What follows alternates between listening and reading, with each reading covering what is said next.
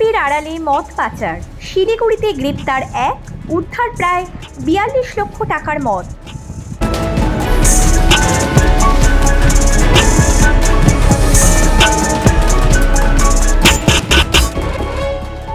ফুলকপির বস্তার আড়ালে পাচারের চেষ্টা, শেষমেশ আবগারি দপ্তরের তৎপরতায় ফাঁস হয়ে গেল মদের বিশাল চালান।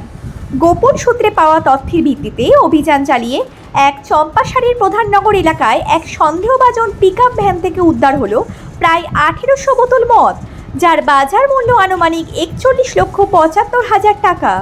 ধৃত ব্যক্তির নাম রোশন কুমার, বয়স ২৩, তিনি বিহারের বাসিন্দা। জানা গিয়েছে, শনিবার সকালে আবগারি দপ্তরের ওসি দীপক টিগ্গার কাছে গোপন সূত্রে খবর আসে যে একটি পিকআপ ভ্যানে ফুলকপির আড়ালে পাচার করা হচ্ছে মদ। খবর পাওয়ার পরই সার্কিট গেস্ট হাউসের সামনে বিহার নম্বরের একটি সন্দেহজনক গাড়িকে আটক করে আধিকারিকেরা। প্রাথমিক জিজ্ঞাসাবাদে চালকের কথায় অসঙ্গতি ধরা পড়ে। এরপর গাড়িতে তল্লাশি চালিয়ে দেখা যায় ফুলকপির বস্তার নিচে লুকোনো রয়েছে ১৫০টি কার্টুন, যার প্রতিটিতে ঠাসা মদের বোতল। সঙ্গে সঙ্গেই ওই চালককে গ্রেপ্তার করে গাড়িটিকে বাজেয়াপ্ত করা হয়। এই ঘটনায় রোশন কুমারকে শনিবার শিলিগুড়ি আদালতে তোলা হয়।